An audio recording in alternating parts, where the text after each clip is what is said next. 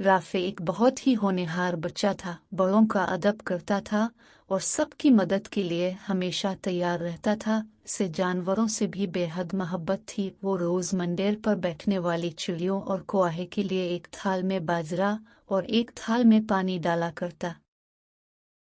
एक दिन जब वो घर से निकला तो गली के किनारे इसको एक जख्मी कुत्ता नजर आया। कुत्ते की हालत इतनी खराब थी कि वो अलिफाटे बैठ भी नहीं पा रहा था। राफे को इसे देखकर बड़ा रहम आया। वो फौरन घर गया और मरहम पट्टी करने के लिए दवाएं एक थैले में डालें और साथ में इसके पीने के लिए पानी और खाना भी ले लिया।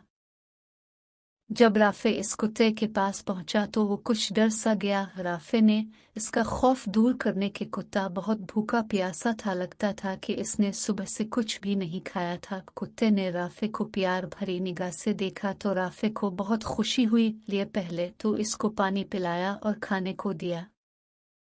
फिर उसने इसके जख्मों की मरहम पट्टी की और सुबहाने का कहकर घर आ गया।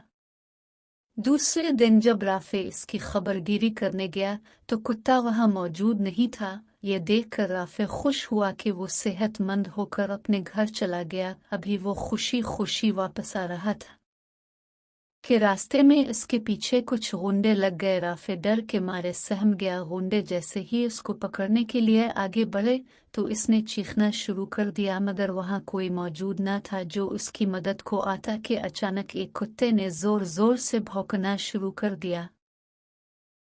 गुंडे डर के मारे भाग खड़े हुए। राफे ने जब गौर से देखा तो ये वही कुत्ता था जिसकी उसने मदद की थी। राफे ने इसको गले लगाया और इस तरह वो दोनों अच्छे दोस्त बन गए। अपने देखा कुत्ते ने कैसे एहसान का बदला एहसान से आता रहा।